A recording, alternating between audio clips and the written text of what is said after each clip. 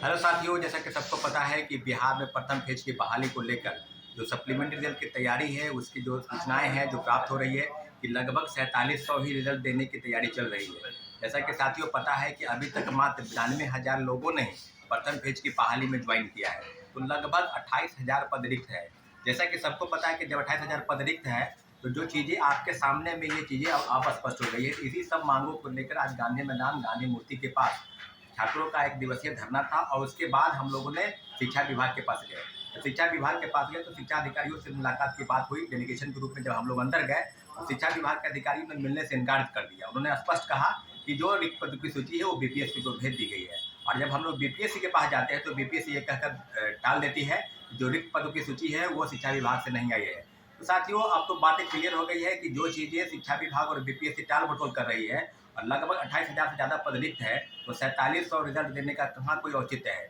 इन सारी मांगों को लेकर निश्चित रूप से शिक्षा विभाग और बीपीएससी के बीच में जो तनाव की स्थिति है, जो आदान प्रदान हो रहा है, वो निश्चित रूप से छात्रों के अभ्यर्थियों के हक में नहीं है। अब जो चीज़ें हैं कि क्या शिक्षा अभ्यर्थियों के साथ न्याय होगा, सप्लीमेंट्री रिजल्ट में क्या 4700 ही पद के रिजल्ट आएंगे, तो सारी चीज़ें अभी बिल्कुल अफवाह के रूप में कहें या जो तैर रही है समाचार पत्रों के माध्यम से या न्यूज चैनल के माध्यम से, उसकी हम पुष्टि नहीं करते हैं। परंतु इतना जरूर है कि शिक्षक अभ्यर्थियों के मन में जो चीज़ें हैं कि क्या 4700 ही रिजल्ट आएगा,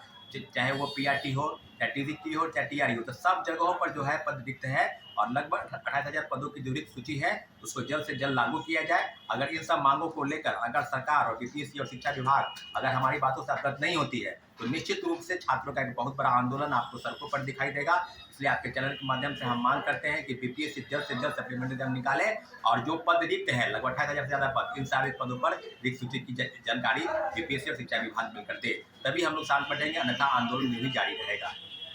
सौरभ कुमार सिंह, छात्र नेता।